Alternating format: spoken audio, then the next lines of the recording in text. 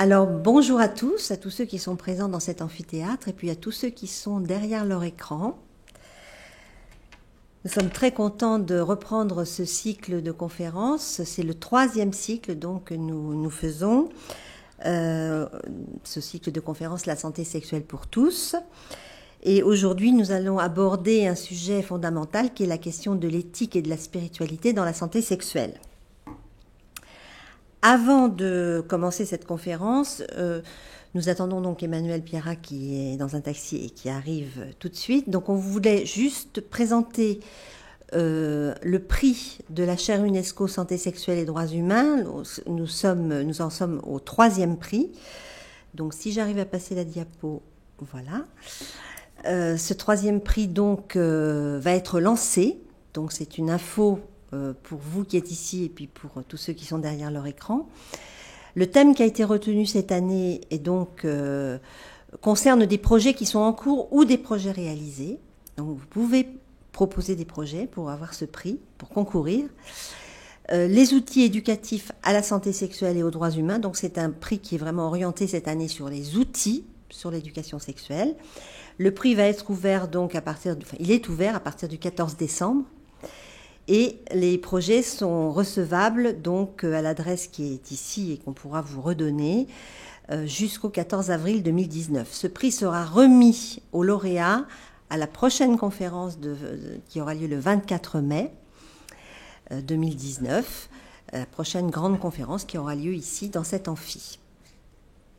Alors nous allons maintenant passer au contenu de notre conférence.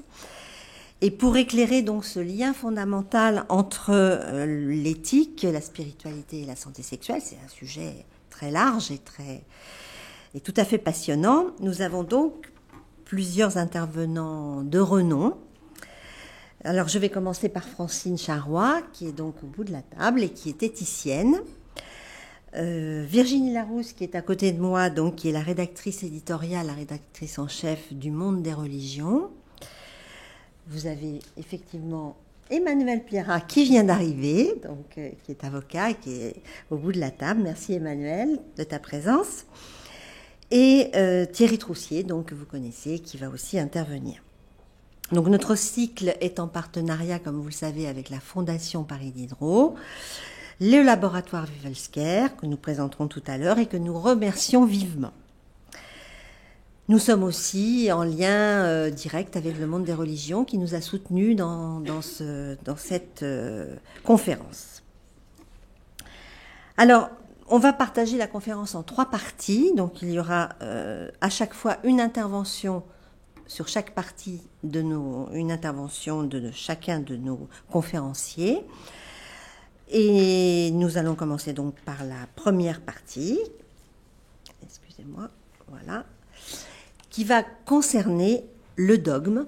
On a beaucoup travaillé pour essayer de bien construire cette conférence et on a pensé que c'était un sujet important. Et donc, je vais passer la parole pour 5 minutes, puisque chaque intervention durera 5 à 7 minutes, parce que si on dit 7, on est vite à 10, donc voilà. Et c'est Thierry qui va commencer la conférence. Vas-y, tu as la parole, Thierry. Bonjour à tous. Alors, y a-t-il un dogme dans la santé sexuelle? La réponse est oui.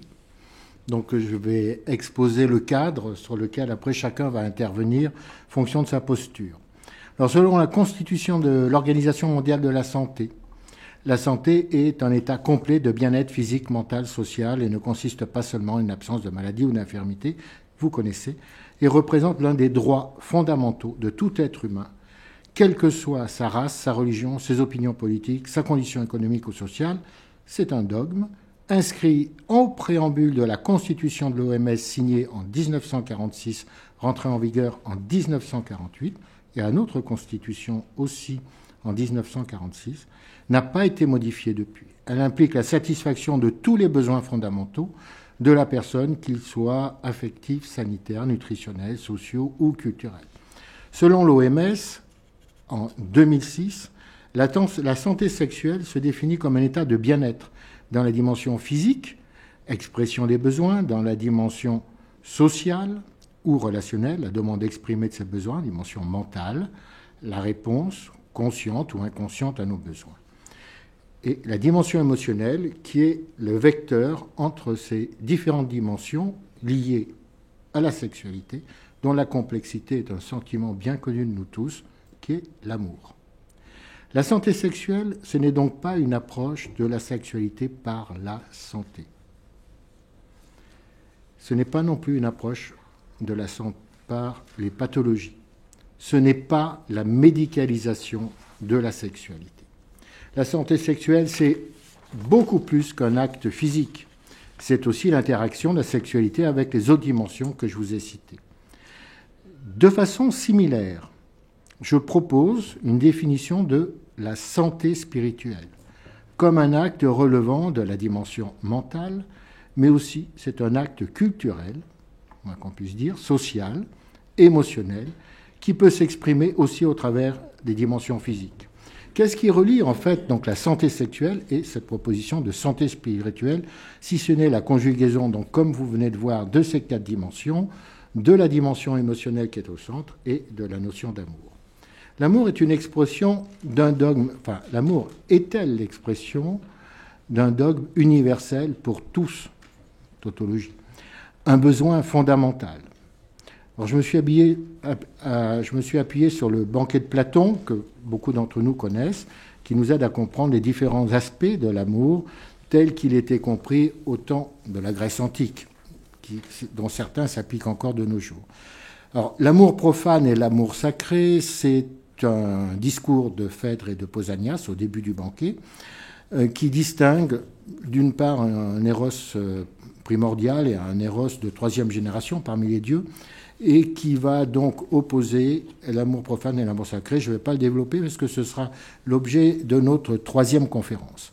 L'amour avec un grand A, comme on l'espère tous, comme dans nos désirs, c'est l'amour absolu de ne faire qu'un avec l'autre. Et vous connaissez le mythe d'Aristophane, dont on était avec sa moitié, collés dos à dos, on nous a séparés, on recherche sa moitié, et quand on l'a trouvée, eh bien, on n'a plus qu'à être autiste, sauf s'il y a une sexualité qui nous permet de nous séparer, fort heureusement.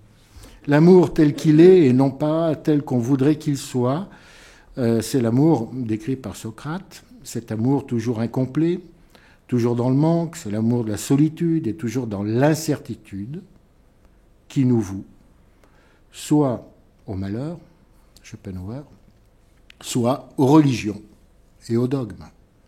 L'amour est le désir et le désir est le manque. Platon nous dit, au travers du discours d'Aristote, cette fois-ci, qui détient la vérité, lui, de Diotime, qui est une femme prêtresse. Ça vient encore une fois de la femme, ces définitions. L'amour aime ce dont il manque et qu'il ne possède pas, qu'il désire ce dont il ne dispose pas. Platon et Socrate continuent ce qu'on n'a pas, ce qu'on n'est pas, ce dont on manque. Voilà les objets du désir et de l'amour. L'amour est donc un intermédiaire entre soi et Dieu qui a tout. C'est l'amour spirituel, un amour de la quête, de la réalisation de soi, le chemin de la transcendance, de l'élévation. Plus tard, bien d'autres philosophes parleront d'amour, mais j'ai choisi de m'appuyer sur Spinoza pour nous réjouir ce soir d'aimer. Aimer, c'est se réjouir, nous dit Spinoza. Nous ne sommes plus dans Platon, où l'amour est manque, tristesse. Le désir est l'essence de l'homme, c'est une force interne, c'est la puissance. Mais qu'est-ce que la puissance sexuelle ? C'est la puissance de rendre la jouissance possible sans manque. Cette force d'amour, c'est l'amour de type filiae. C'est un plaisir, une joie, un bonheur que de nommer ce qui ne manque pas. En association à ces différents aspects de l'amour qui ont vécu dans le temps, nous comprendrons qu'ils peuvent s'associer actuellement aux dimensions de la santé et aux dimensions de la santé sexuelle. Je reprends donc les dimensions physiques ou l'intimité, on en a parlé, c'est l'amour de type Aphrodite, mais Aphrodite qui est née de Zeus et de Dionée, ou la passion amoureuse pour la beauté, les formes, le corps. Le plus souvent un amour peu durable dans le temps. Le mental, une autre forme de passion, c'est l'amour de l'éros primaire ou Aphrodite uranienne, fille d'Uranus. L'amour de ce qui nous manque. Durable dans le temps, il peut se transformer en apprenant à se connaître vers l'amour filial. Je calcule juste 7 minutes, si je veux bien me laisser. Relationnel, émotionnel ou l'engagement de la joie, c'est l'amour filiae. Le couple est un lieu de vérité au moins possible, alors que la passion amoureuse se nourrit plutôt d'imaginaire. Enfin, cet amour spirituel qui nous intéresse, l'amour agapé, c'est chérir son prochain, c'est l'amour charité, c'est l'amour de Dieu, comme par exemple l'amour des parents. Alors, comment on l'explique cet amour? C'est un amour qui renonce à exercer au maximum sa puissance, notamment sur les enfants, pour leur permettre d'être eux-mêmes. C'est l'amour qui se retire. Pour Dieu, créer autre chose que lui, il faut que Dieu consente à n'être pas tout, contrairement à ce que j'ai dit tout à l'heure, comme les parents. Il faut que Dieu se retire, qu'il renonce à être tout. C'est ce que l'on retrouve dans la Kabbale sous le terme de tzimtzum. Afin de permettre au monde et aux humains d'exister, cette existence ne peut être parfaite, sinon nous serions Dieu, ce qui explique l'existence du mal dans notre monde. Dieu nous laisse le choix. Merci Thierry. Alors, je vais passer la parole maintenant à Emmanuel, qui va rebondir sur cette question du dogme, de son point de vue.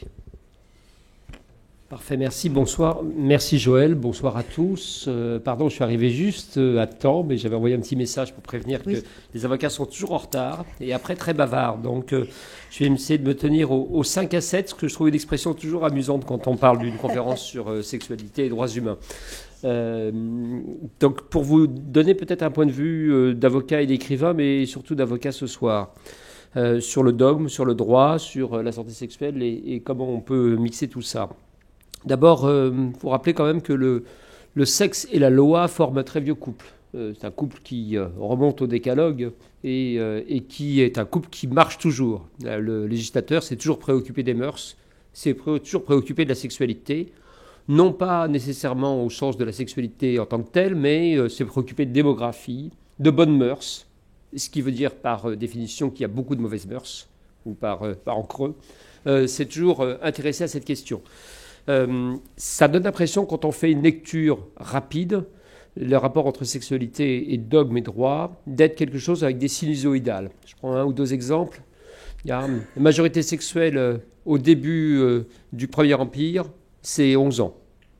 C'est-à-dire qu'à 11 ans, on était majeur sexuellement, même si on n'était pas majeur du tout au sens de l'état civil. Pourquoi ? Parce qu'on meurt à ce moment-là, pour des tas de raisons d'hygiène et surtout de guerre napoléonienne, extrêmement tôt, et qu'il faut, d'une façon ou d'une autre, peupler la France et faire des soldats. La majorité sexuelle, elle montera à 21 ans sous Pétain, ce qui donne une autre définition de la France combattante. Et elle redescendra ensuite, par exemple, sous Giscard d'Estaing, en 1974, à 18 ans pour les rapports homosexuels et à 15 ans pour les rapports hétérosexuels, et puis sous François Mitterrand, à 15 ans pour tout le monde. 11, 21, 18, 15.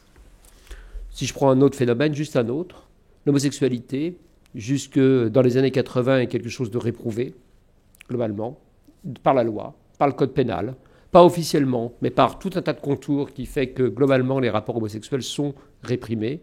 Aujourd'hui, c'est l'homophobie qui est réprimée par la loi, depuis 2004. Là, des renversements intéressants.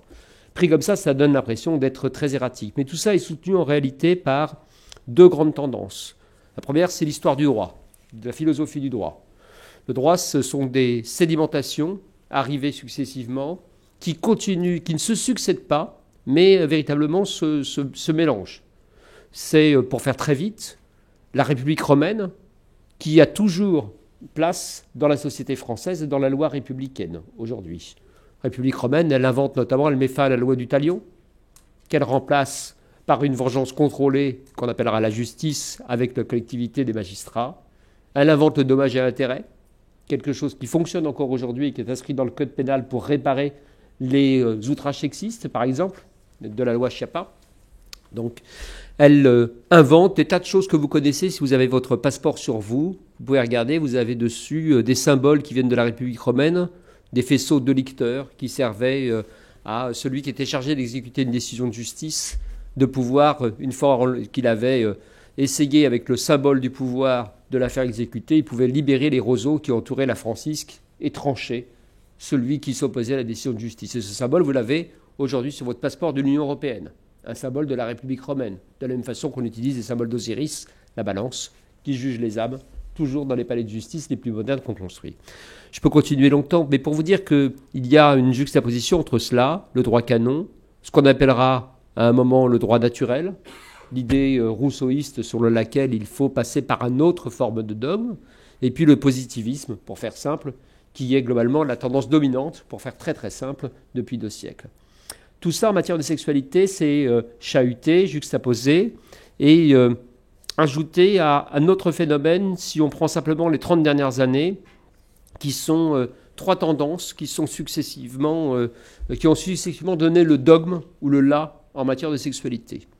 La première, c'est que jusque dans les années 80 à peu près, quand moi je suis devenu avocat, le dogme était les bonnes et les mauvaises mœurs, la débauche.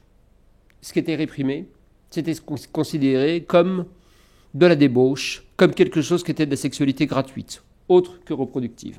Et ça se traduisait par des dizaines et des dizaines d'articles dans le code pénal qui parlaient d'outrage aux bonnes mœurs, qui parlaient, etc., de beaucoup de choses.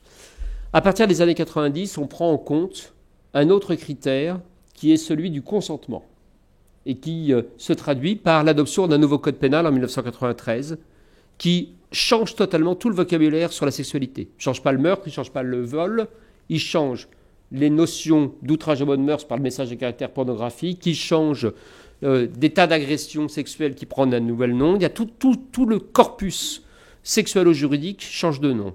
Parce que le consentement, qu'est-ce que c'est ? C'est l'idée selon laquelle la sexualité est libre à partir du moment où elle est consentie, entre adultes majeurs et vaccinés, ce qui donne d'un seul coup la réprobation unanime de la pédophilie, ce qui donnera l'acceptation soudaine de l'amour à plusieurs, ce qu'on appellerait la partouze dans la classe de ma fille. Non pas qu'elle en fasse, mais c'est le vocabulaire qu'elle utilise, pardon, c'est une adolescente.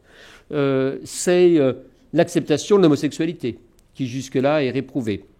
C'est l'idée selon laquelle, enfin, on va véritablement pourchasser les violeurs, et non plus ricaner des femmes violées une fois qu'elles entrent dans un commissariat de police pour porter plainte, etc., etc. Les années 2000, elles vont arriver, je conclurai là-dessus, une troisième idée forte qui est imposée par la justice internationale et tout un tas de textes, qui est l'idée de dignité. La dignité, c'est quelque chose de très étonnant et très intéressant, qui, après donc la débauche, après le consentement, vient aujourd'hui encadrer tous les phénomènes de sexualité. L'être humain a le droit d'avoir une sexualité qui lui est propre, à condition qu'elle ne porte pas atteinte à la dignité générale de l'espèce humaine. C'est-à-dire qu'elle ne renvoie pas une image dégradante de l'espèce humaine. Jurisprudence de la Cour européenne des droits de l'homme qui condamne notamment des Anglais qui avaient saisi la justice parce qu'ils avaient été arrêtés dans des scènes de sadomasochisme parfaitement consentantes entre adultes majeurs et vaccinés. Et la Cour européenne des droits de l'homme vient considérer que même s'ils sont consentants, ce qu'ils font porte atteinte à l'image que nous devrions donner de l'espèce humaine. Je pourrais le développer très longuement sur l'image de la mort, sur beaucoup de choses qui sont désormais chassées de nos sociétés, dans lesquelles, vous le savez, nous devons manger 5 fruits et légumes par jour, mais nous devons avoir aussi une sexualité qui n'est pas considérée comme dégradante pour l'ensemble de ceux qui ne sont pas concernés par l'état éventuel de bandaison qui peut intéresser les protagonistes. Je suis toujours en train de dépasser mon temps de parole, donc je me gratte là pour l'instant. Merci Emmanuel. Alors, je vais passer la parole maintenant à Francine Charrois, qui va nous parler d'audace. Et qui va nous parler aussi de quelle ouverture pour penser la sexualité dans l'espace social. Alors, je pense que c'est très bien de rebondir sur ce que nous avons dit jusqu'à présent. Voilà, alors, la parole, Francine. Voilà, la question du dogme, je l'aborderai après un petit détour. Mais Emmanuel vient de nous donner des éléments dans la perspective juridique et moi dans la perspective plutôt de l'éthique. Je voudrais attirer l'attention dans un premier temps sur le fait que dans la société actuelle française, et peut-être en Occident en général, le contexte dans lequel nous parlons est celui de la pluralité des éthiques. Et ça, peut-être, on n'y fait pas assez attention, surtout dans le champ de la sexualité. Il n'y a pas d'accord sur le sens même de ce qu'est l'éthique. Il n'y a pas plus d'accord sur la fonction de l'éthique. Il n'y a, dans la sphère de la sexualité, pas d'accord sur l'idée même d'une morale commune pour la penser, l'organiser, la réguler. Pas d'accord sur la reconnaissance par tous de normes morales qui seraient une base d'une critériologie d'une sexualité bonne. Voilà. Donc, dans ce contexte-là, poser le lien éthique et spiritualité n'est pas sans être audacieux, et je fais un pas de plus dans la direction de l'éthique. Il y a le lien a toujours été très fort dans les traditions religieuses, morale, vie spirituelle. J'y reviendrai. Mais dans notre société aujourd'hui, beaucoup s'en sont affranchis dans un mouvement d'émancipation de la sexualité. Au centre de ce mouvement, mais ça, ce n'est pas nouveau depuis la modernité, enfin, je ne retrace pas l'histoire de l'éthique sexuelle, mais au centre de cette position, c'est le concept de liberté, évidemment, qui est important, qui est un concept construit dans l'espace politique, mais je tiens à remarquer il y a un passage de ce concept politique qui vient s'inscrire dans le champ de l'intimité. Peut-être qu'Emmanuel nous redira des choses là-dessus tout à l'heure. Dans le champ de l'intime comme liberté d'un sujet désirant et autonome, qui est capable de s'autodéterminer. Ce sont des concepts, toutes ces notions-là, et qui sont lourdes de sens, et qui est aussi capable de choisir son mode d'être et de vivre sa sexualité face à un ordre externe qui voudrait imposer sa normativité. Voilà. Bon. Donc ça, c'est un élément important. En France, un philosophe qui malheureusement nous a quittés a beaucoup théorisé ce modèle-là, c'est Ruvennogien. Et Ruvennogien, avec un humour absolument décapant, avait cette capacité de discuter la normativité et d'insister sur une résistance à une moralisation du sexe avec sa théorie de l'éthique minimale. Alors, éthique minimale, ça veut dire, oui, éthique pour le champ de la sexualité, mais le moins possible, parce que, plaidant pour une sexualité libre, il n'a accepté de retenir que 3 principes qui reviennent un peu dans l'histoire de la dépénalisation de tout à l'heure dont vous parlait Emmanuel, celui de la non-nuisance, celui de l'égalité, de la reconnaissance de l'égalité des personnes, donc personne ne peut rentrer dans un rapport de domination, et puis de l'absence de devoir à l'égard de soi-même. Il y a, vous voyez ici, méfiance à l'égard d'un pouvoir de contrôler les corps, les désirs et l'intime.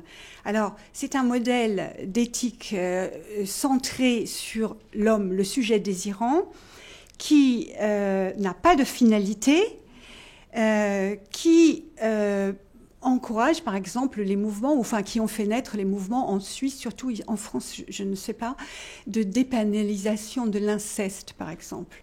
Toujours au même motif que finalement, il ne peut pas y avoir de cadre normatif général et que si les personnes sont consentantes, donc on revient au principe de consentement libre, eh bien, il n'y a aucune raison de pénaliser l'inceste.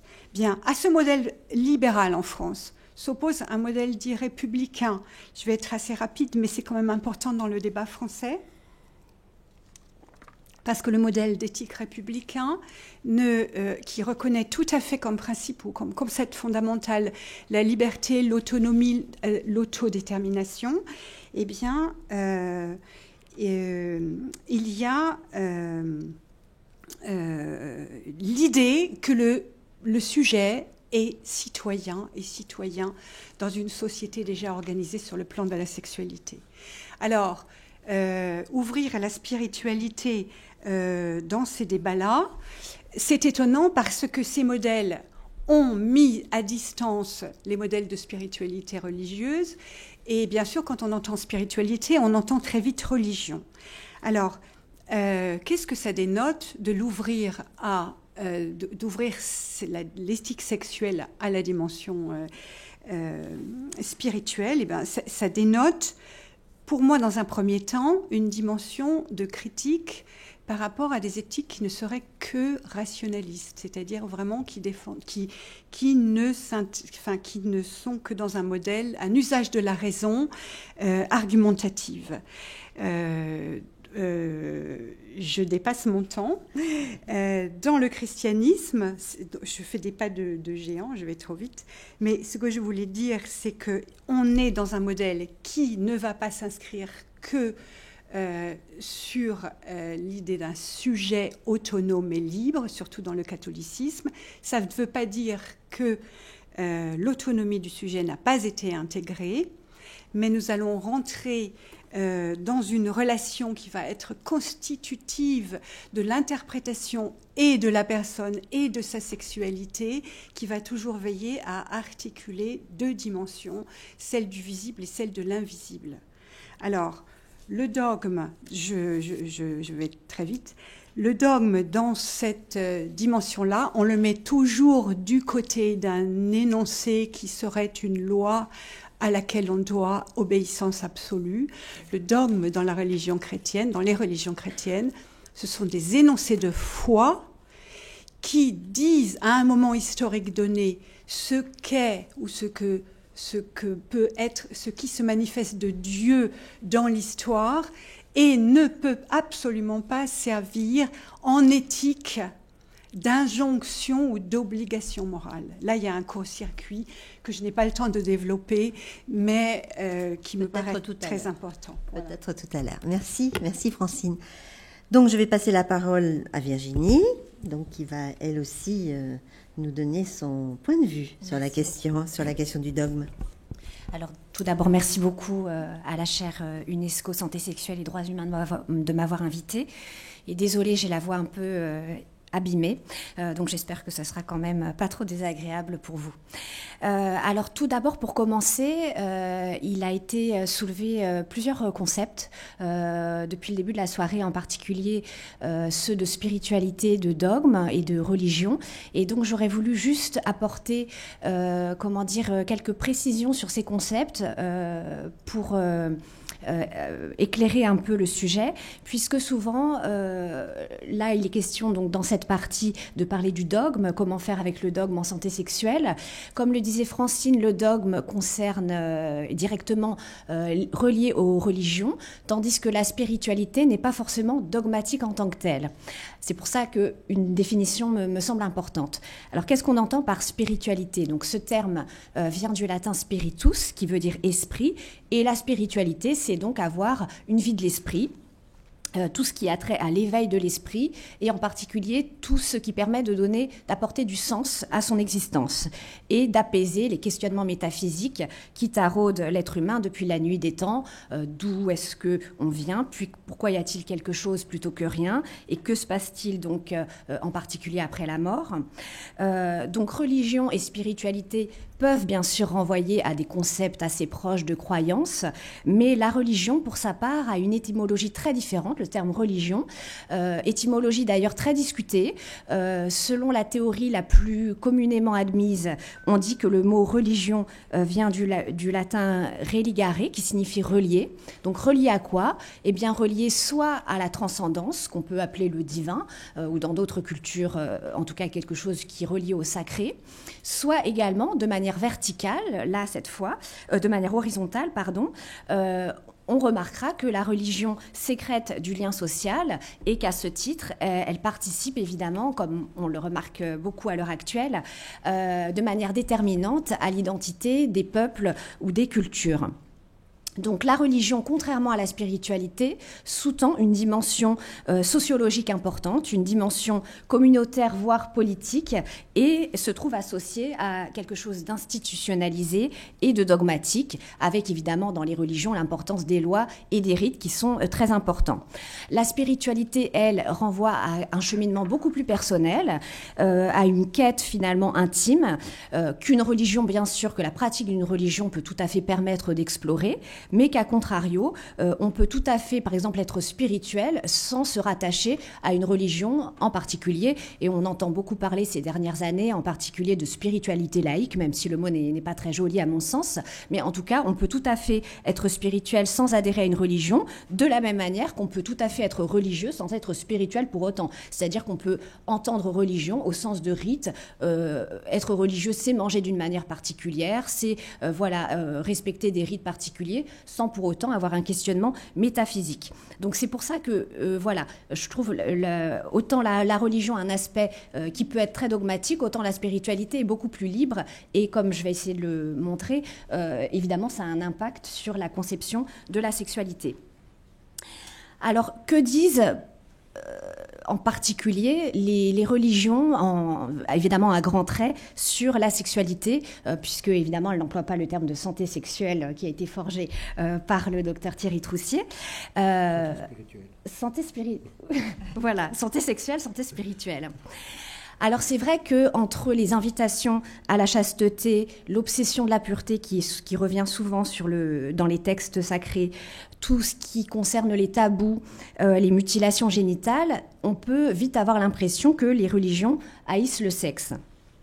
Or, la réalité est beaucoup plus complexe, car, comme on va le voir, si les religions se méfient souvent, de prime abord en tout cas, des élans charnels, eh bien, il faut savoir que faire l'amour peut également être considéré dans les religions et les spiritualités comme une voie menant au divin.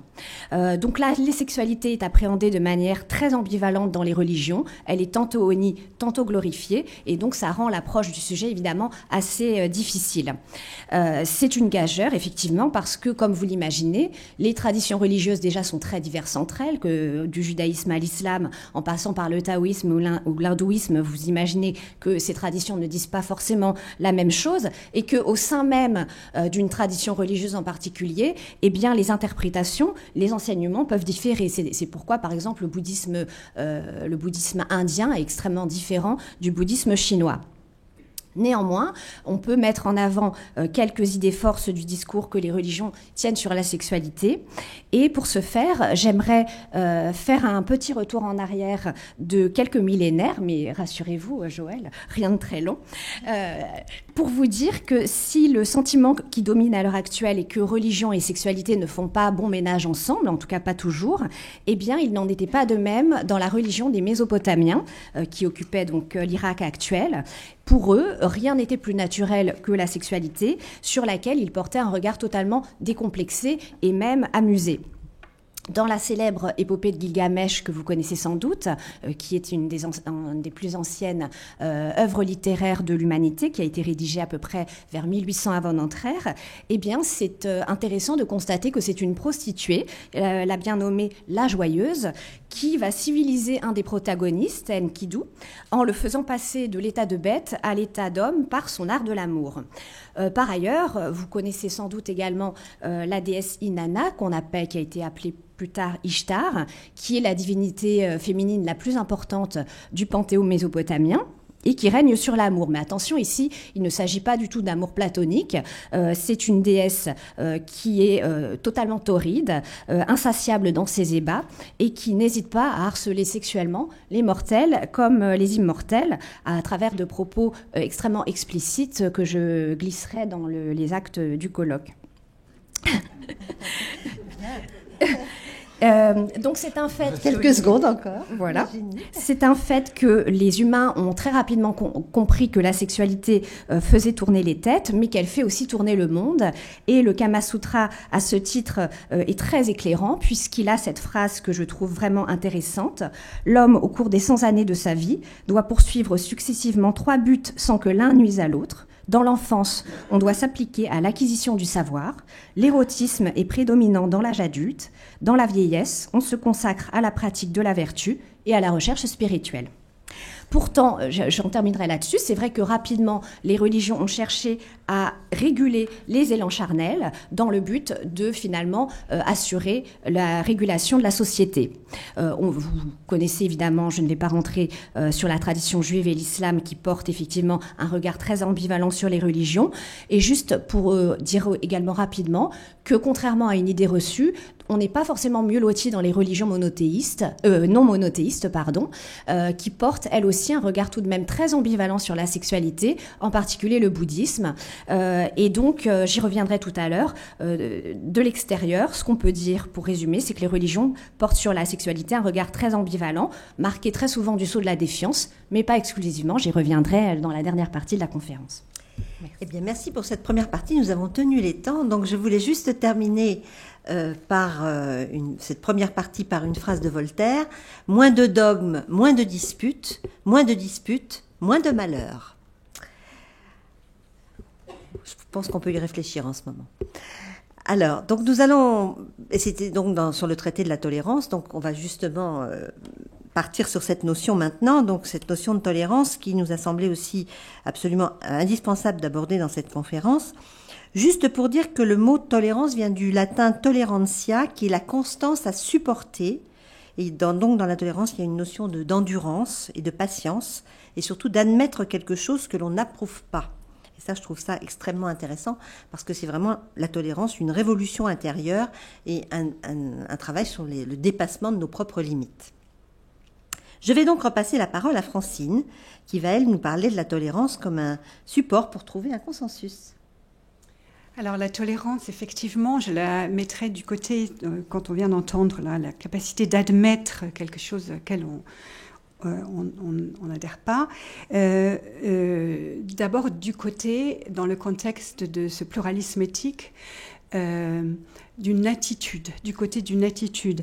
Attitude pour chacun des modèles éthiques qui essayent de discuter ensemble, de retrouver le potentiel de sagesse qu'il y a dans les modèles religieux. Parce que, en fait, je rattache quand même la réflexion à la dimension spirituelle, religieuse dont nous parlions tout à l'heure.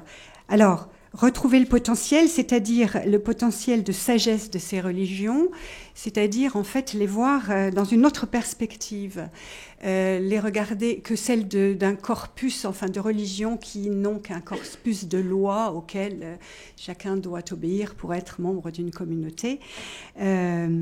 Ces religions ne sont pas que des corpus de lois. Si vous regardez les textes fondateurs de ces religions, il y a dans la Bible hébraïque, qui est la source des trois grands monothéismes, il y a des récits de vie, des récits qui ne sont pas des codes de loi, mais effectivement, ces récits sont toujours rattachés à des corpus de loi.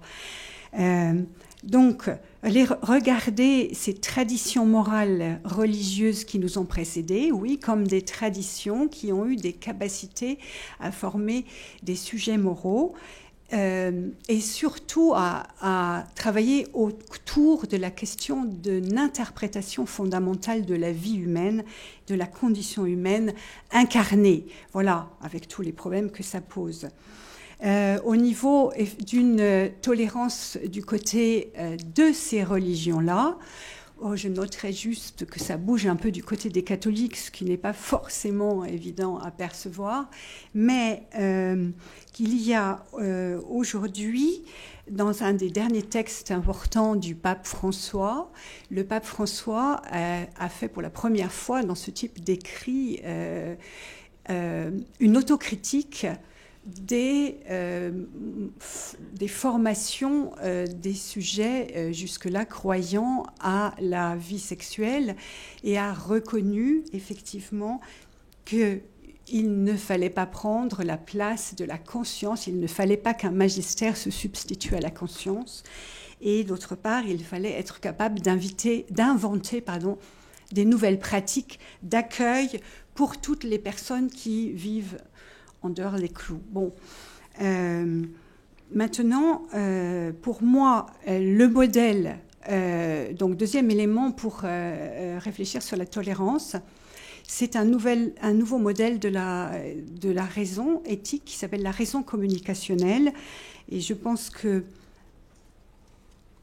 c'est un modèle élaboré par des philosophes, dont le philosophe Jürgen Habermas, qui est allemand, et qui qui construit en vue de la démocratie, et nous, on peut penser en termes de démocratie sexuelle, qui construit une rationalité éthique autour de la communication, c'est-à-dire construire des conditions de possibilité de discussion entre les différents modèles, en mettant comme condition et engagement premier que chaque participant à ces discussions doit avoir la volonté d'arriver à un compromis éthique, à un accord. Alors ça fait écho à la situation d'aujourd'hui où il n'y a aucun accord sur une sexualité qui serait bonne par rapport à une sexualité mauvaise. Et cette invitation à discuter ensemble a deux conditions du côté pour les religions, c'est de donner dans l'espace public étant compris comme un espace, je me répète, donc un espace de discussion, la place de ces religions comme étant porteuses d'expériences morales dans la tradition et de convictions religieuses, oui, dans le débat public, mais pas au niveau de la sphère de pouvoir et d'action de l'État, première chose. Et deuxième chose, que dans la mesure du possible, ces religions soient capables d'une traduction de leur propre mode de communication. Et je pense là à la effectivement grande difficulté dans le monde catholique d'une morale sexuelle qui se pense toujours dans le cadre d'une métaphysique de l'être et une philosophie théologie de la nature qui n'est absolument plus audible aujourd'hui. Mais ce n'est pas pour ça qu'elle ne pourrait pas être porteuse d'un questionnement éthique fondamental sur la sexualité. Merci Francine. Donc Virginie va rebondir. D'accord. C'est un vrai challenge, ce que nous faisons là. Voilà. Donc oui, il est question de tolérance dans cette seconde partie de conférence. Thématique intéressante à l'heure où, comme vous l'avez remarqué, on assiste tout de même au retour sur le devant de la scène de courants religieux tout de même obscurantistes. Et dans ce contexte, on peut se demander effectivement si les droits sexuels sont menacés. Et là, donc, j'aurais voulu m'exprimer justement de mon point de vue de journaliste spécialisé sur les religions, puisque ça fait 15 ans que je travaille ce domaine et que j'ai vu au fil des années ce fondamentalisme monter de manière inquiétante. Nous, au Monde des religions, donc magazine pour ceux qui ne le connaissent pas, qui fait partie du groupe Le Monde et qui est bimestriel, donc on aborde régulièrement les thématiques sexuelles dans notre magazine, thématiques évidemment en lien avec les approches religieuse sur la notion de sexualité. Et régulièrement, ça nous vaut évidemment les railleries de certaines personnes qui pensent que il s'agit d'un sujet racoleur qui vise à vendre du papier. Et je pense qu'en fait, ça revient à finalement ne pas comprendre en fait les enjeux de tous les débats sur la sexualité. Et de fait, c'est un sujet qui s'avère loin d'être anecdotique ou frivole. En effet, la question des droits sexuels, elle en dit long sur la liberté et les droits des minorités, qu'il s'agisse en l'occurrence des minorités que constituent les femmes dans beaucoup de pays, ou des minorités sexuelles. Et donc, par ricochet, voir le degré de l'existence de droits sexuels dans un pays, nous renseigne sur la tolérance et le respect des altérités. Et c'est sans doute pas par hasard si les pays où la violence et l'instabilité politique sont les plus grandes, par exemple l'Afghanistan, s'avèrent être ceux où finalement la sexualité est la plus contrôlée et la plus taboue. Des enquêtes sociologiques extrêmement intéressantes ont été menées ces dernières années. Je pense à une en particulier qui a été menée au Maroc par une sociologue qui s'appelle Sana El Hadji et qui a montré à quel point la frustration sexuelle génère des effets délétères non seulement dans les relations hommes-femmes, mais aussi sur la société en général. Donc cette question est extrêmement importante et à notre époque marquée par le retour d'un religieux obscurantiste qui entend régenter les consciences des individus, c'est important de s'emparer de ces sujets. Ce phénomène de retour d'un obscurantisme religieux ne concerne d'ailleurs pas que l'islam, puisqu'on a vu ces mois derniers des remises en cause récurrentes de l'IVG, par exemple en Pologne, mais également en Espagne, également des remises en question de la contraception hormonale dans certains courants traditionnalistes. Donc c'est tout de même une vague de fond qui ne concerne pas qu'une seule religion. Dans ce contexte, il est important d'être vigilant et sans sombrer dans des analyses catastrophistes du type « c'était mieux avant » ou de dramatiser à outrance les menaces qui pourraient peser sur les libertés individuelles, eh bien, il faut se prendre garde de ne pas sombrer dans l'angélisme ou la naïveté sous couvert d'intentions louables, de respect, en particulier de tolérance, puisqu'on le sait, l'enfer est pavé de bonnes intentions. Les signaux d'alerte se sont multipliés ces dernières années entre des principes de mixité qui sont remis en question dans les espaces publics tels que piscine ou même commerce, des refus réguliers de serrer la main des femmes, des remises en cause du droit des femmes à disposer de leur corps, des injonctions vestimentaires. On pourrait évidemment multiplier les exemples à l'envi. Dans ce contexte, il apparaît donc important de continuer finalement à s'arroger le droit de critiquer les religions et de montrer finalement notre attachement à la liberté de conscience qui n'empêche pas le respect et la tolérance, mais dans une époque comme la nôtre où il y a de fortes tensions sociales, il importe justement, c'est la question du philosophe, peut-on tolérer l'intolérance ? Eh bien, c'est une question cruciale et c'est vrai que moi, au monde des religions, je me pose régulièrement la question, à qui peut-on donner la parole ? Est-ce qu'on peut la donner à certains courants fondamentalistes religieux ? Et évidemment, en tant que femme, ça me pose un problème. Je pense que dans ce contexte, vraiment, il faut continuer à être vigilant et à ne pas perdre de vue qu'on a le droit de critiquer la religion tout en étant dans une démarche respectueuse et le droit en particulier de questionner certains symboles ou certaines traditions, à savoir est-ce que ces traditions continuent à faire sens, certaines traditions, est-ce qu'elles continuent à faire sens à notre époque, est-ce que tel symbole est toujours adapté dans nos sociétés, et en tout cas de ne rien renégocier sur les valeurs auxquelles nous tenons, par exemple, la mixité homme-femme, quand bien même un nombre croissant d'individus la remettent en question et y seraient opposés. Donc la tolérance, bien sûr, c'est pour ça que, par exemple, les législations sur des questions telles que le voile, etc., sont problématiques parce que, finalement, souvent, elles s'avèrent contre-productives et en effet, posent le problème de la tolérance. Mais la tolérance a tout de même des limites qu'il faut prendre garde de ne pas dépasser. Merci Virginie. Alors Virginie a prononcé un mot qui est le mot valeur, donc ça va me permettre de rebondir sur la participation de Thierry sur cette question, puisqu'il va maintenant nous parler des valeurs de la santé sexuelle et comment elles peuvent s'appliquer à la sexualité. Bien, je commencerai par... c'est vrai que moi j'ai une posture plutôt de santé publique, même en tant que sexologue. La sexualité pour moi elle est au carrefour de l'intime et du public. C'est essentiellement mon engagement, donc entre l'individu et le social. L'expression de la sexualité associe donc le naturel, l'animalité, la bestialité, et le culturel, l'humanité. Sur le plan public, vivre un bien-être sexuel, c'est-à-dire une sexualité autonome, sécuritaire et satisfaisante, nécessite la promotion de l'application des droits humains. Ce qui nous fait humains dans notre monde, c'est de pouvoir respecter notre animalité tout en respectant les autres. Nous fêtons actuellement, cette semaine, les 70 ans des droits de l'homme. Cette culture qui se veut universelle regroupe de nombreuses valeurs sociétales, notamment, j'en ai choisi 3, dans l'article 1er, tous les êtres humains naissent libres et égaux en dignité et en droit. Il y a une deuxième phrase, ils sont doués de raison et de conscience et doivent agir les uns envers les autres dans un esprit de fraternité. L'article 16, le mariage ne peut être conclu qu'avec le libre et le plein consentement des futurs époux, on pourrait peut-être l'adapter aux nouvelles formes de couple.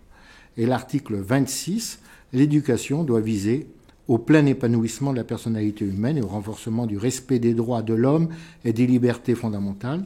Elle doit favoriser la compréhension, la tolérance et l'amitié entre toutes les nations et tous les groupes sociaux ou religieux.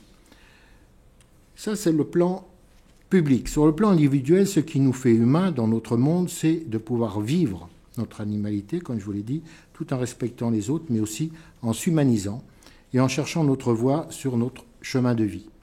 Les valeurs spirituelles viennent compléter les droits humains. En effet, les fondements de la spiritualité, c'est-à-dire avoir la foi, l'espérance, pratiquer la charité pour notre monde judéo-chrétien. Les valeurs de la spiritualité associent donc tolérance, respect, fidélité, loyauté, courage, compassion, pardon, amour, charité, peut-être avec le grand âge, la sagesse, et le troisième temps, comme on l'a dit à l'instant. Nous comprenons que les valeurs des droits humains et celles de la spiritualité se rejoignent en grande partie dans nos relations ou rapports sexuels.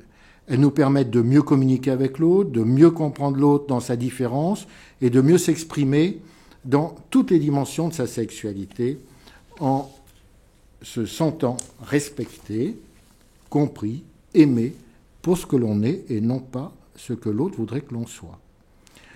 Le temps entre les êtres humains est souvent différent et est à la source de nombreuses discordes dans les couples. Là encore, si les valeurs étaient respectées, c'est-à-dire tolérance et compréhension, de nombreuses séparations auraient pu être évitées. Ce qu'apporte en plus la mise en œuvre des valeurs spirituelles, que nous ne trouvons pas dans les valeurs des droits de l'homme, sont la fidélité, la loyauté, le courage, le pardon, l'amour, charité et sagesse, que je n'ai pas retrouvées dans les droits de l'homme. C'est la promesse de passer donc de l'amour physique, et c'est là où il va falloir être tolérant à la fois en bas et en haut, c'est une caricature, de passer de l'amour physique, représenté donc par Aphrodite, mais l'Aphrodite hétérosexuelle, née de Zeus et Dionée, et par l'éros physique, qui sont des amours qui ne durent pas dans le temps, comme je vous l'ai dit, à l'amour filiae et agapé, qui sont des amours durables dans le temps, qui nécessitent engagement, réjouissance, comme nous le disait Spinoza, de ne pas posséder l'autre totalement, et de conserver sa puissance de désir pour en jouir et vivre son chemin de vie, à la fois physique, social, mental, mais aussi spirituel. Vivre ces amours filiae et agapé favorise notre développement avec et à travers l'autre. Elle favorise l'estime de soi, sa dignité. Vivre sa sexualité au travers de sa spiritualité permet d'être dans le respect de l'autre et des autres. Alors comment être tolérant face à la liberté, à la diversité, à la liberté des sexualités, les expressions de genre, les orientations sexuelles, lesbiennes, gays, bisexuelles, transsexuels, queer, indépendants, asexuels, ceux qui ont des rapports avec des personnes du même sexe qui ne se reconnaissent ni lesbiens, ni lesbiennes, ni gays. Ni bi.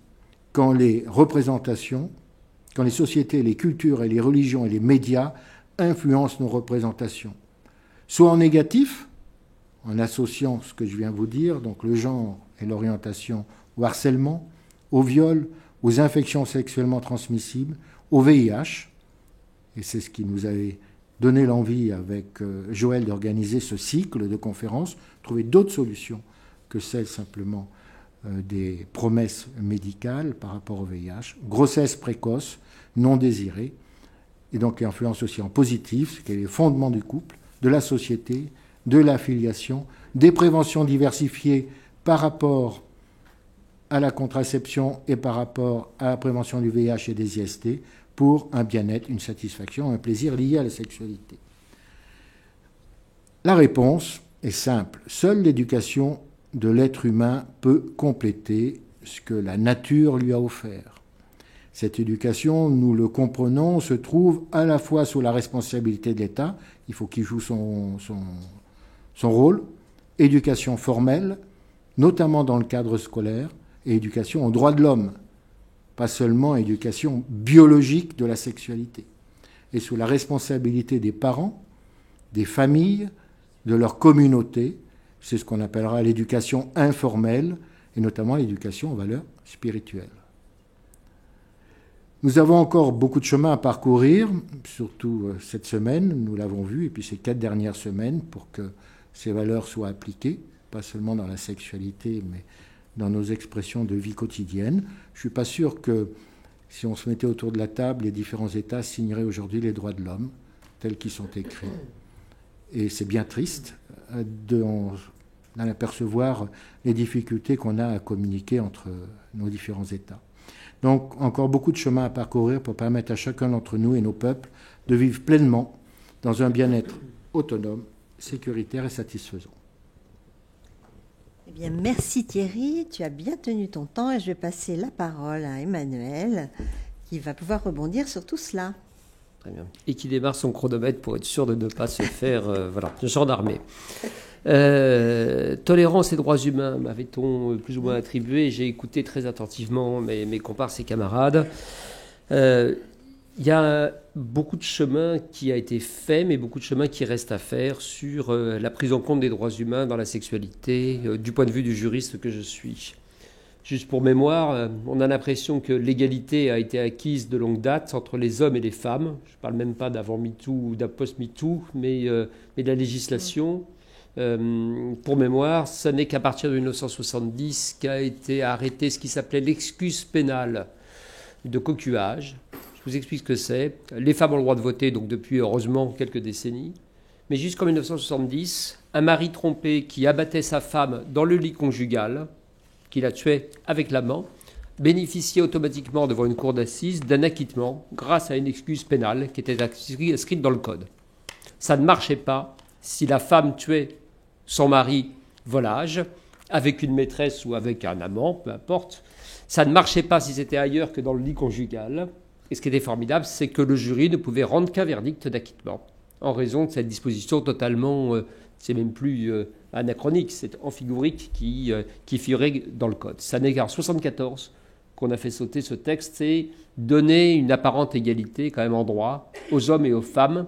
Je ne vous parle même pas après de la pénalisation des outrages sexistes et de beaucoup de choses, ou de harcèlement, mais simplement sur une apparence de droit théorique. Ça n'est que depuis très peu de temps qu'on prend en compte la sexualité des handicapés et qu'on ouvre, ça date de cette année, la possibilité aux handicapés d'avoir une vie sexuelle à peu près libre, sans les regarder comme s'il s'agissait de quelque chose de forcément anormal qui allait conduire aux pires choses dans la société française. Ça n'est que parce que la France a été condamnée par la Cour européenne des droits de l'homme que le sort des trans a été amélioré en droit. La Cour de cassation n'a accepté à partir de 1994 d'ouvrir très difficilement le chemin vers le changement d'état civil uniquement parce que la France avait été condamnée par la Cour européenne des droits de l'homme et condamnée à des dommages et intérêts et des amendes. Et il a fallu attendre ensuite de 1994 jusqu'à 2016 pour que les trans aient enfin la possibilité de changer d'état civil sans nécessairement être obligés d'être stérilisés ou castrés. Quelque chose de très quand même long à implémenter dans la culture juridique française. Si je sors de ces trois cas de figure et si je pars sur deux choses qui m'intéressent toujours dans le rapport entre sexualité et droits humains, je vais vous parler d'excision et de prostitution. Deux choses très différentes, mais dont le traitement est intéressant. L'excision, en théorie, le droit français la pénalise depuis 1927.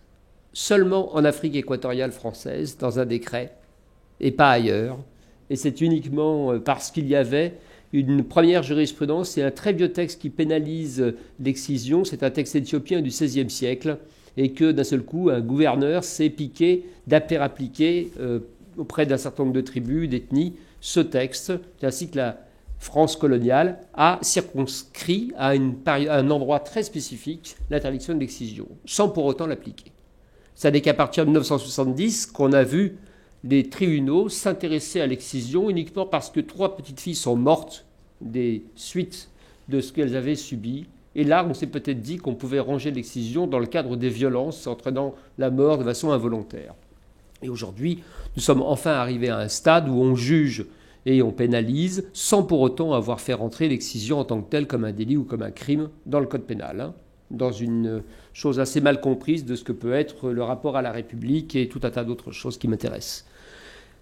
Dernier exemple, la prostitution, qui est une de mes marottes, non pas la prostitution, mais l'histoire de la prostitution et du régime juridique de la prostitution. Je ne vais pas vous le faire parce qu'il est très très long, il a préoccupé le législateur depuis toujours, en passant par les costumes spécifiques, les endroits spécifiques, la couleur jaune que portaient les prostituées, puis rouge et puis les prénoms obligatoires au XIXe siècle. Des choses très, très intéressantes, très révélatrices. Ce qui m'intéresse, c'est que la prostitution a été très très peu pénalisée en tant que telle. Ce qui était pénalisé, ce n'était pas la prostitution, c'était le racolage. Le racolage qui consiste donc à dire « tu montes chérie », pour faire simple. Et ce qui était pénalisé à partir du début du XXe siècle, c'était non pas le proxénétisme, mais la traite humaine. Et la traite a été pénalisée d'abord parce qu'on s'est inquiété de la traite des Blanches, chose que avait parfaitement croquée et décrite Albert Londres, qui heureusement s'était intéressé aussi à la traite des Noirs et à beaucoup d'autres scandales. Ça n'est qu'à partir de 1946, comme vous le savez, avec la loi Marthe-Richard, ancienne taulière et ancienne prostituée, qu'est adoptée une loi qui ferme les maisons closes et qui pénalise véritablement le proxénétisme, qui est aujourd'hui une des infractions les plus sévèrement punies. C'est avec le trafic d'héroïne à peu près les deux infractions qui sont les plus sévèrement punies, bien plus d'ailleurs que le crime, contrairement à ce que vous pourriez croire. C'est aussi grave pour la justice que l'attaque de banque, ce qui est révélatrice, ce qui était pendant très longtemps ce qui était le plus durement sanctionné de très loin, bien plus que le viol. Une attaque de banque, ça coûtait beaucoup plus cher que de violer plusieurs femmes. Ça donne des indications sur la façon dont le cerveau juridique réagit. Sur la prostitution, pour terminer, ce qui m'intéresse beaucoup, c'est le virage qui a été pris ces dernières années, avec d'abord l'adoption d'une chose qui était quand même très compliquée sous Nicolas Sarkozy, qui s'appelle le délit de racolage passif. Alors, si vous avez fait un peu de latin, ou si vous en reste, le racolage est une démarche forcément active, étymologiquement. Donc le racolage passif, on a eu beaucoup de mal à le définir. L'idée était qu'une prostituée était prostituée sans même faire le moindre geste, ni même sans avoir quoi que ce soit. Donc c'était en gros le fait d'être une femme dans la rue, qui pouvait, et d'être habillée de façon éventuellement sexy, qui d'un seul coup pouvait en tant que telle susciter un délit. Ça n'a pas très bien marché parce que les tribunaux n'ont pas suivi. C'était très compliqué de distinguer, surtout jugé par des hommes en robe, assis derrière, comme je le suis moi souvent. C'est assez compliqué de penser qu'une femme se comporte mal uniquement dans sa vêture. Et puis donc on a abandonné cette idée et on est passé à la dernière phase qui est la pénalisation des clientes prostituées, qui est une chose qui m'intéresse beaucoup aussi, qui a été, comme vous le savez, testée et développée d'abord en Suède, dans la ville de Stockholm, avec évidemment une idée, comme toujours, bien pensante et intéressante, de mettre fin à quelque chose par la pénalisation.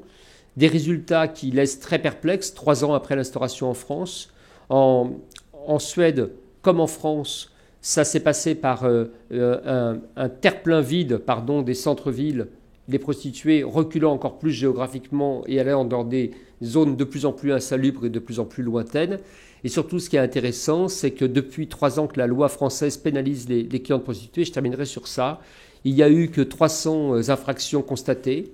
12 à 16% des hommes adultes ont eu recours dans leur vie au moins une fois à des prostituées, actuellement, dans la société française, dans des statistiques à peu près éprouvées, ce qui donc donne un petit décalage entre les 300 condamnations et les 12 à 18%.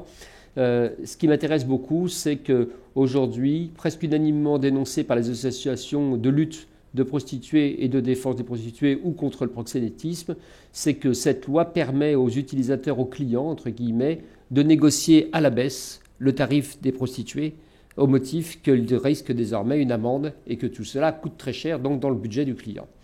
Voilà, ça donne juste pour terminer sur ça et sur quelque chose qui est assez mal perçu, assez mal compris dans l'idée de mettre des droits humains dans quelque chose que le législateur veut régler depuis des siècles et n'arrive toujours pas véritablement à juguler.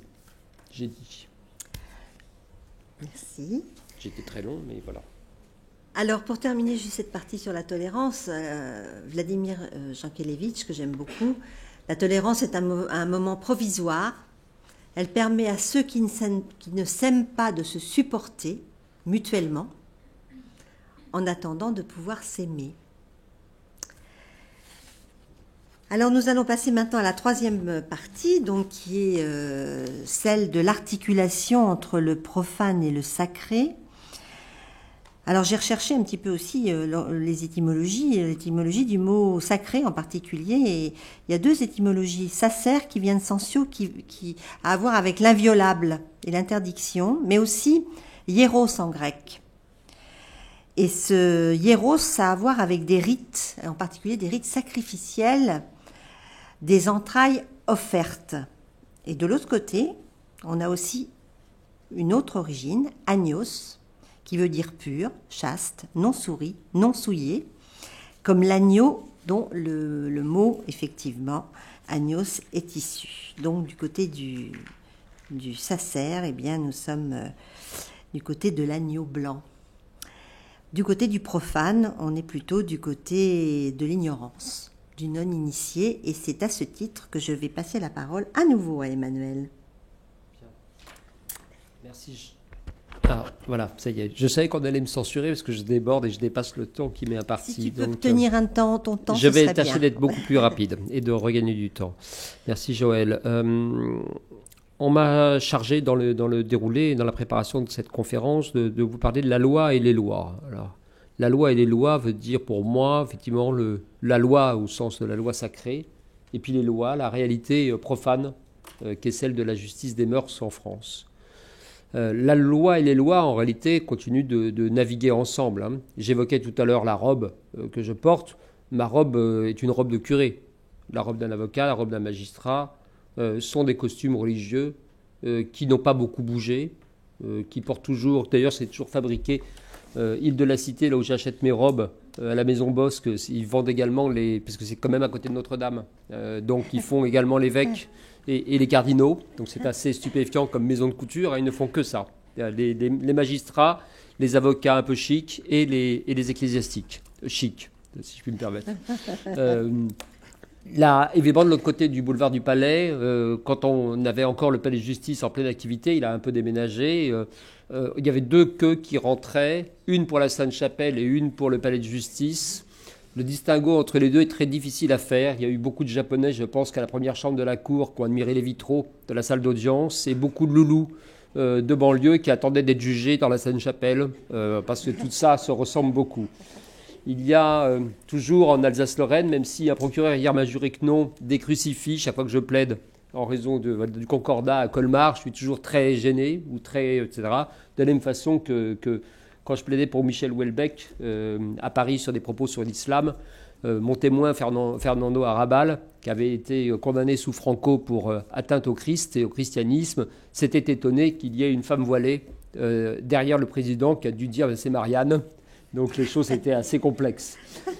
Il y a évidemment comme ça un compagnonnage qui existe toujours. Un compagnonnage qui mêle le religieux, le sacré, la justice, le droit supposé républicain, mais qui est toujours quand même très engoncé, avec aussi ce que j'ai évoqué tout à l'heure, cette idée de la natalité et de la nécessité de se reproduire. Dans le Code de la santé publique de 2018, il est toujours écrit qu'il est interdit de faire la promotion et la publicité des moyens contraceptifs féminins. On est en 2018 en France. Pourquoi ? Parce qu'après 14-18, on s'est aperçu qu'il fallait repeupler la France et que ça coïncidait avec un dogme catholique et que par conséquent, il fallait donc coucher ensemble pour procréer. En 1921, on adopte un délit qui s'appelle la propagande antinataliste, qui donc permet de pénaliser, de sanctionner la promotion des premiers préservatifs féminins qui fonctionnent. Et je vous mets au défi de regarder dans les rues de Paris ou dans un transport en commun, dans le métro, une publicité pour la pilule, le stérilet ou que sais-je. Ça n'existe pas. La seule chose qui a existé, c'est dans les années 80, la tolérance. Et bien la tolérance seulement pour la publicité pour le préservatif masculin en raison du coût économique de l'épidémie de sida. Rien d'autre.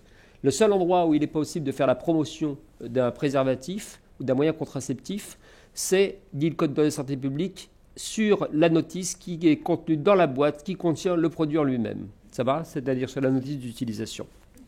Cette idée de faire des enfants, elle est aujourd'hui celle que se sont appropriées les ligues les plus intégristes et religieuses pour combattre notamment les avancées des droits. Le mariage pour tous vous a permis malheureusement d'être témoins comme moi devant nos fenêtres des dingues qui sont passés avec des petits personnages roses et des petits personnages bleus. Aujourd'hui, ces mêmes dingues sont en train, au nom de la protection de l'enfance et de la jeunesse, de refuser aux femmes de même sexe d'avoir recours à la PMA. En tout cas, fourbissent leurs armes dans cette idée. Je ne leur parle même pas de la GPA, parce que là, je pense que ça va se faire tirer dessus. En tout cas, sur les mêmes, avec cette chose intéressante que, comme ce sont des intégristes modernes qui apprennent la communication, ils ont compris qu'il ne s'agit plus de dénoncer l'homosexualité, qui semble, alors là, réservé pour moi simplement au pape François, et non plus à l'ensemble de ses croyants en France, ce genre d'ânerie et de bêtises d'un autre temps. En tout cas, donc, c'est aujourd'hui, même les plus intégristes, et il risque d'en avoir un à la tête de la liste des Républicains, d'ailleurs, qui se profile, qui vient de Sens commun, ceux-là vous disent qu'ils n'ont pas de problème avec l'homosexualité, mais ils ont un problème avec le sort des enfants. Ils sont persuadés que les homosexuels ne sont pas capables de les éduquer. En tout cas, c'est le discours qu'ils tiennent, et ce qui justifierait donc de protéger la jeunesse. Pour vous rappeler simplement, je terminerai sur ça, qu'il existe toujours en France une loi du 16 juillet 1949 qui pénalise les publications destinées à la jeunesse si elles posent des problèmes. Cette loi, vous la connaissez sans la connaître. Elle était destinée à l'origine aux comics américains. Elle a permis d'interdire William Burroughs, Pierre Guyota et beaucoup de grands écrivains qui ne sont pas destinés à la jeunesse, mais qui auraient pu être lus par la jeunesse.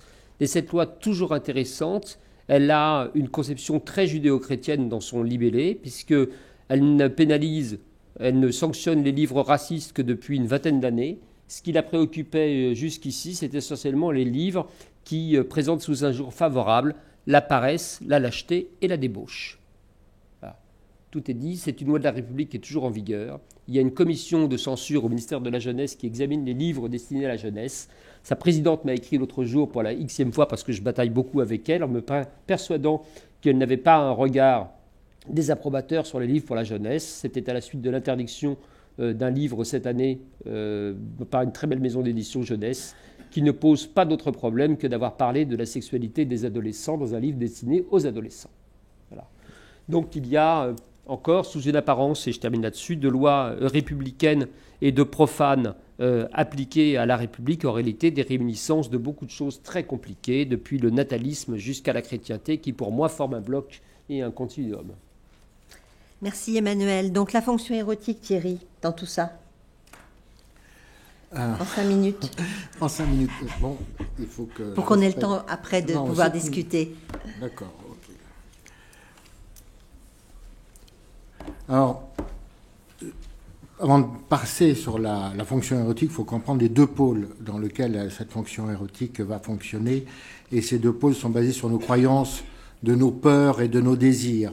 Alors, le premier pôle est un pôle matériel, physique, qu'on dirait profane, et vous le connaissez, ça a été associé par exemple au VIH, c'est le sang, le sexe et la mort.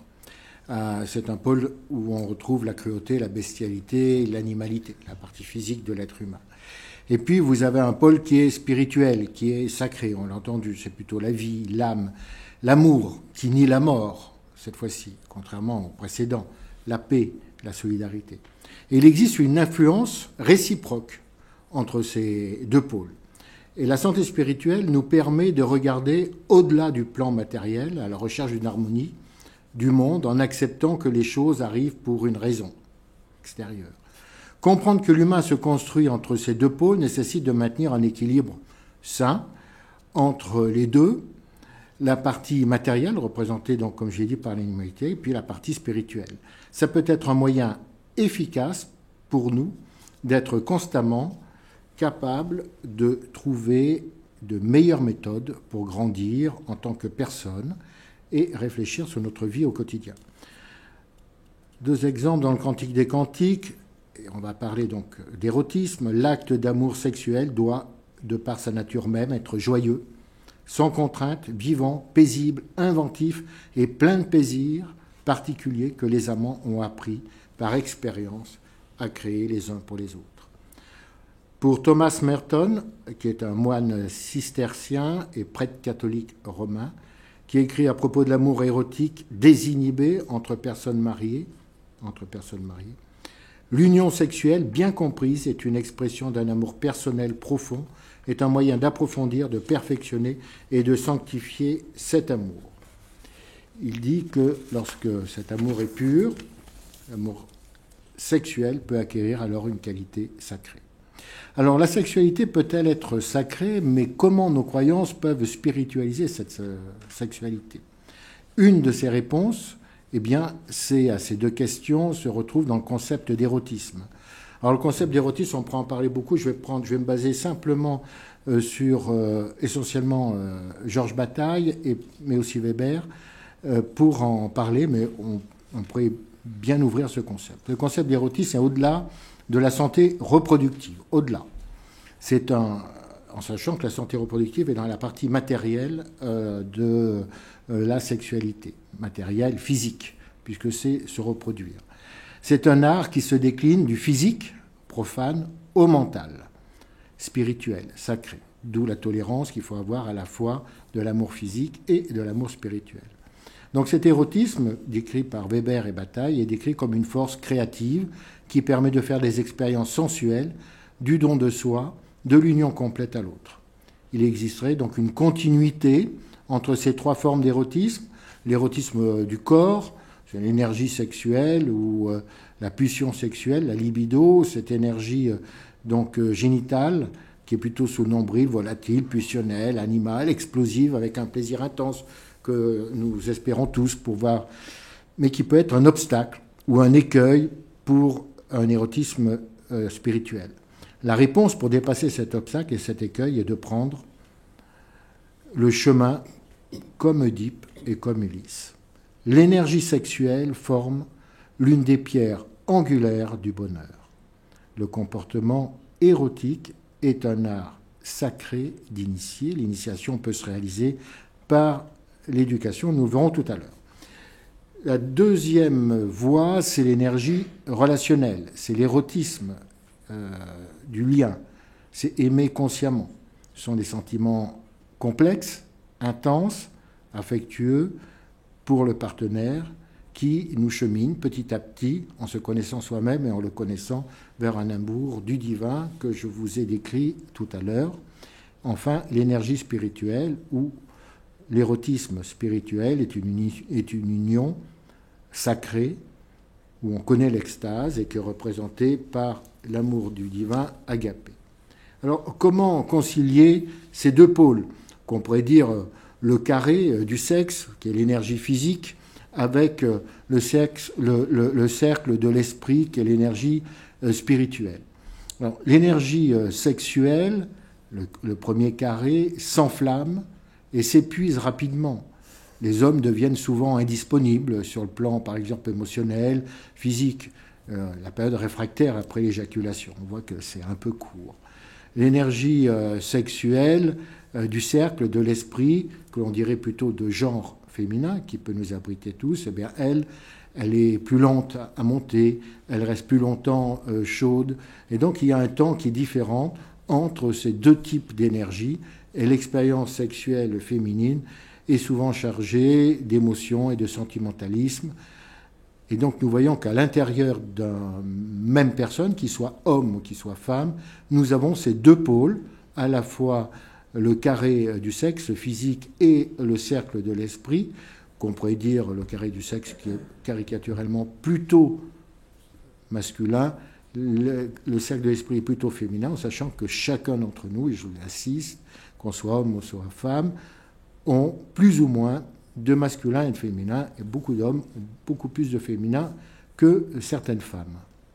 Alors, pour ne pas faire l'amalgame entre féminin, femme, masculin et homme. J'insiste parce que j'ai l'impression qu'on ne nous comprend jamais dans ce domaine-là. Utiliser la pratique spirituelle pour surmonter les limites imposées par la nature à notre sexualité.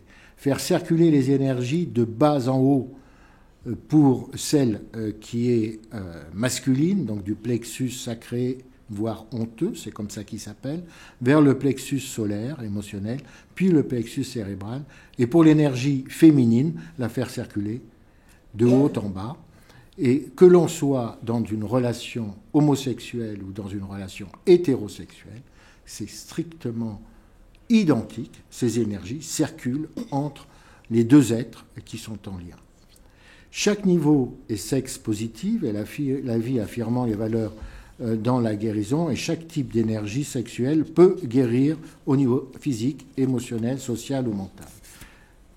Pour conclure mes propos, puisque c'est ma dernière intervention, comprendre le sens de la sexualité, c'est avoir une approche donc globale de la sexualité dans toutes les dimensions. Le bien-être sexuel, c'est aussi avoir une vie sexuelle saine, sécuritaire, satisfaisante, autonome, vous le savez. Cela signifie respecter et reconnaître ses droits sexuels et ceux de l'autre. Et comme j'aime à le répéter, vous voyez, je ne parle pas de pathologie, pas de maladie et pas de santé, ce qui n'est pas l'origine de la santé sexuelle, et ça j'insiste. Dans les politiques publiques, en lien avec la sexualité, j'en connais un petit peu, la spiritualité n'est jamais abordée, ne fait jamais partie en France des définitions en dehors d'un seul lieu, les États-Unis. C'est l'essai d'Atlanta en 2011. Nous avons vu au cours de cette conférence que si nous désirons une humanité durable, ce qui est l'objet de notre chaire, nous devons faire la promotion sur le plan public des valeurs des droits humains. Et sur le plan individuel, transmettre à nos enfants et proches les valeurs spirituelles auxquelles nous croyons. Enfin, sur le plan de l'intime, vivre pleinement l'érotisme est une forme d'expression de la mise en œuvre des valeurs humanistes. Cela nous permet de parcourir et d'éclairer notre chemin du profane au sacré, comme l'a fait Oedipe et Ulysse sur leur chemin du retour, de l'état fœtal à l'état humain accompli, un chemin qui tend vers la perfection sans jamais l'atteindre, vous l'avez compris, puisque nous ne sommes pas Dieu. Eh bien, Francine, maintenant, cette représentation de l'amour. Thierry nous a donné son point de vue, tu vas nous donner le tien. Oui, alors, c'est très intéressant parce que du point de vue chrétien, il y a, du point de vue chrétien, le christianisme construit une éthique, je dirais, de l'amour et de l'alliance.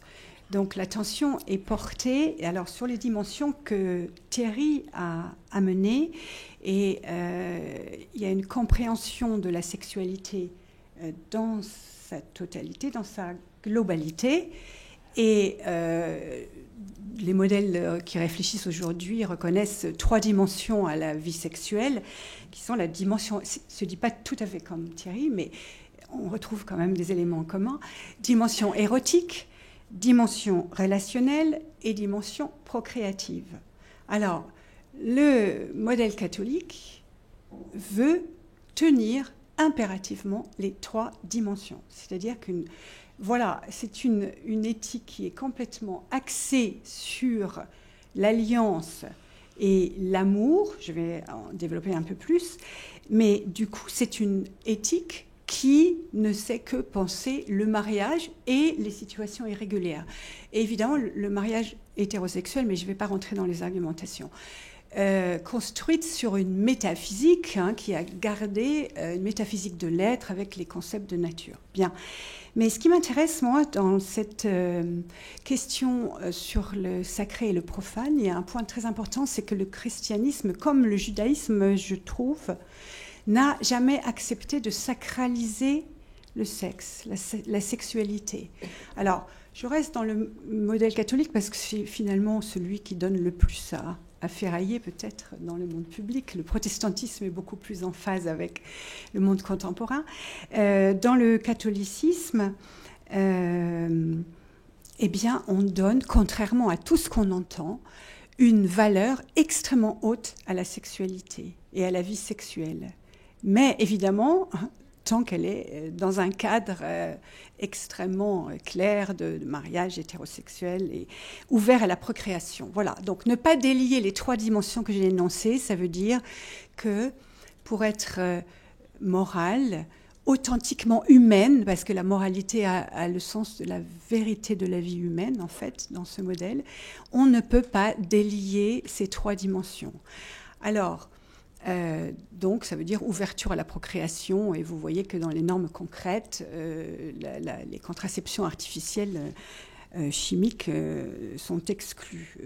Bon, alors, je voulais m'arrêter sur Eros et Agapé, parce que si la dimension, la sexualité n'a pas été sacralisée ou n'est pas sacralisée dans le christianisme, il y a aussi des travaux récents et donc un texte du pape précédent Benoît XVI, donc, et non pas le pape François, qui essaye de repenser le rapport qu'il y a. Alors on enlève philia parce qu'on on pense dans le champ de la sexualité, on ne développe pas trop l'amour fraternel, mais enfin quoi qu'il, la dimension est importante, même dans le cadre d'un couple. Mais les 2 donc pôles que sont Eros et Agapé. Eh bien, dans cette articulation, il y a une prise effectivement au sérieux du fait que la sexualité est le lieu de rencontre entre l'intime et le social. Thierry le disait un peu autrement tout à l'heure. Et que Eros n'est pas du tout une dimension de la sexualité qui ne touche que je dirais l'instinct, pour reprendre les mots, l'instinct ou la pulsion, si je reste chez Freud, etc. Du côté du charnel humain, Eros est très humain, mais Eros est en même temps la qualité de l'amour de Dieu envers l'homme. Voilà. Donc on retrouve là des représentations qui datent du monde grec, mais l'amour de l'homme, de Dieu pour l'homme, a une dimension érotique qui a été ensuite complètement effacée par la culture latine et par les traditions latines. Alors, donc voilà moi ce que je voulais rappeler, et que il y a eu un modèle qui a pensé très longtemps que donc Eros était du côté de la chair, du charnel, et que c'était bien nécessaire parce que de toute façon il fallait comme devoir premier assurer la survie de l'espèce, donc il fallait bien y passer à cette rencontre charnelle, mais c'est tout à fait erroné en fait.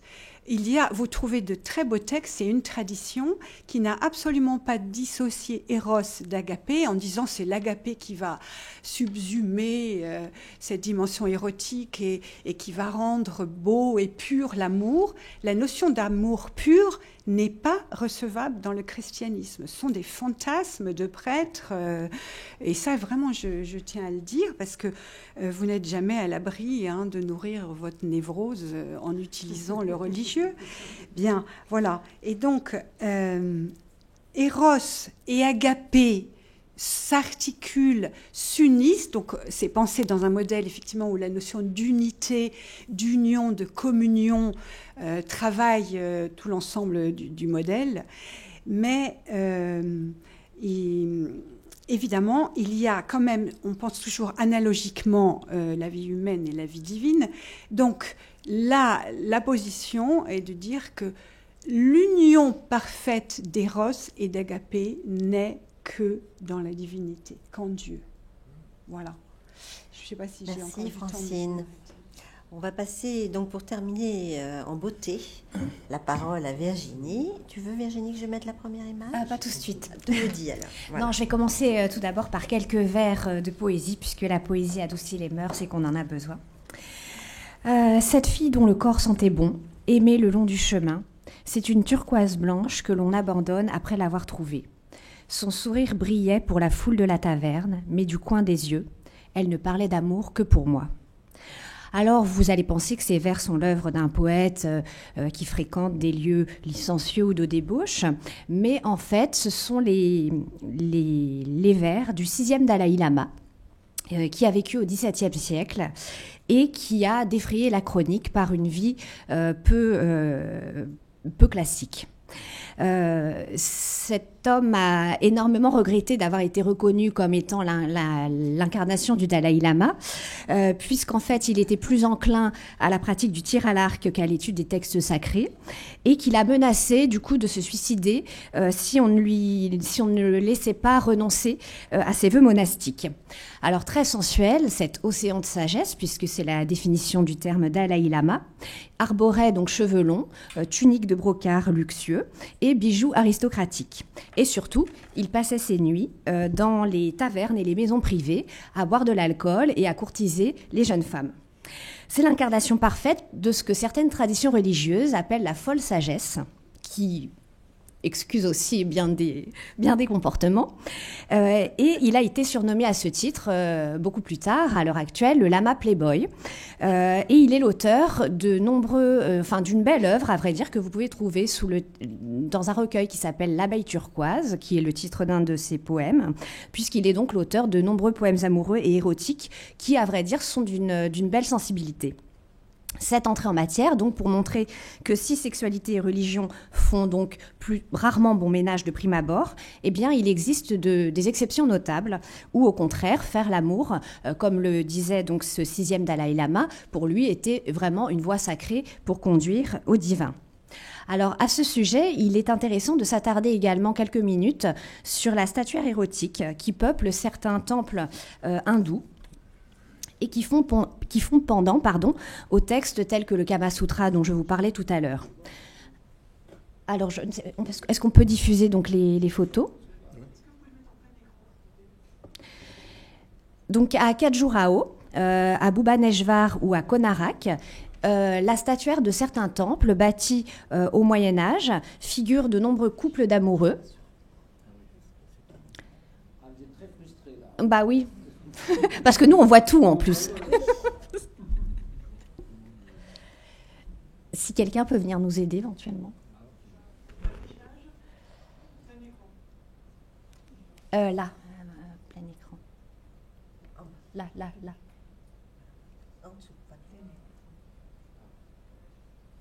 Ah. Donc la statuaire de ces temples de manière plus concrète, est-ce que je pourrais avoir la télécommande du coup, figure donc de nombreux couples d'amoureux, merci, qu'on appelle les mituna, et qui sont donc figurés dans des positions très explicites, donc je vous explique pas, mais vous comprenez très bien.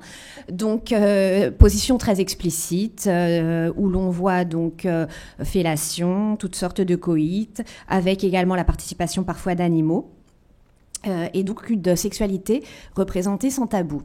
De même, le dieu Shiva, qui est le grand dieu de la création indienne, est souvent représenté par soit souvent représenté de manière ce qu'on appelle ityphalique, c'est-à-dire le sexe en érection, ou il peut également être représenté de manière stylisée par son phallus que l'on appelle le linga, donc on appelle ça le Shiva Lingam, qui est généralement, on le voit ici sur cette œuvre, dépeint ou représenté, engagé dans ce qu'on appelle la yoni, c'est-à-dire la vulve de sa compagne. Donc là, c'est évidemment clairement une référence à la création. Mais pour ce qui concerne les œuvres des temples que je vous ai montrées tout à l'heure, eh bien, on voit bien que là, ces œuvres célèbrent très certainement autre chose que la sexualité conjugale, et qu'elle célèbre donc plutôt une recherche du plaisir amoureux, de la sensualité et de l'érotisme finalement dégagé de toute finalité procréatrice. En somme, ce qu'on peut dire, c'est que l'Inde a souvent condamné la sexualité vulgaire, mais qu'en revanche, elle valorise l'érotisme sublimé, celui des dieux, et aussi celui des hommes qui imitent les dieux. Et pour reprendre l'expression de l'indianiste Michel Angot, si dans le christianisme, Dieu est amour, en Inde, Dieu fait l'amour. Alors, contrairement à une idée reçue, cette veine érotique n'est pas absente des traditions monothéistes, mais elle concerne surtout des textes qui ont beaucoup fait débat. Par exemple, le Cantique des Cantiques dont nous parlait Thierry Troussier tout à l'heure, qui a bien failli ne jamais être intégré au canon biblique. Ce cantique apparaît comme un pur chant d'amour entre un fiancé et sa dulcinée. Et juste certains passages à lire qui sont intéressants. Tu es belle, ma désirée, comme Tirza, charmante comme Jérusalem. Tes joues derrière ton voile sont comme des moitiés de grenades. Tes deux seins ressemblent à des faons, jumeaux d'une gazelle. Tes seins qu'ils soient des grappes de raisin. Et la jeune femme de lui répondre, « Viens mon bien-aimé, allons au champ. Alors je te ferai le don de mes amours. » Alors, ce texte a été attribué par la tradition au roi Salomon et il se prête évidemment à de nombreuses interprétations. Certaines l'analysent de manière littérale, comme étant vraiment un poème amoureux dont l'origine se trouve probablement dans la littérature profane. Donc là, on a une intégration intéressante d'un texte potentiellement profane dans la littérature sacrée, où effectivement la tradition juive et chrétienne en ont souvent fait un texte allégorique qui finalement s'avère être une métaphore des relations unissant Dieu et sa bien-aimée, en l'occurrence Dieu et la communauté d'Israël, ou unissant Dieu et l'Église dans le cas du christianisme. Une forme de sensualité peut également exister dans les textes mystiques de certains mystiques chrétiens, par exemple, que l'on songe à Thérèse d'Avila, dont les extases ont souvent été comparées à des extases sexuelles, puisque Thérèse d'Avila décrivait en effet dans son dans son autobiographie ces extases de manière effectivement qui paraît assez proche d'une extase sexuelle. Et d'ailleurs, dans cette œuvre du Bernin, qui représente l'extase de Thérèse, Jacques Lacan, lui, a plus prosaïquement distingué une extase sexuelle. La sensualité, donc, comme on le voit, n'est pas absente des traditions monothéistes, dont l'ambition n'est donc pas d'interdire, évidemment, l'acte sexuel, ça n'aurait aucun sens, mais plutôt d'en fixer un cadre légal. Mais par conséquent, en effet, la religion entendue dans son sens dogmatique de loi réglemente fortement la vie sexuelle des individus. Ce cadre légal permet-il d'être en bonne santé sexuelle? C'est naturellement à chacun et aux croyants en premier lieu de se prononcer en leur âme et conscience. La jeune Eti Ilsoum, que vous connaissez sans doute, qui est une jeune juive qui s'était rapprochée du christianisme et qui est morte en camp de concentration à Auschwitz. Elle a mené une vie libre et sensuelle, tout en se rapprochant effectivement du message chrétien. Et elle a remarqué, et c'est par ces mots que je terminerai cet exposé, que, à son avis, il est bien difficile de vivre en bonne intelligence avec Dieu et son bas-ventre.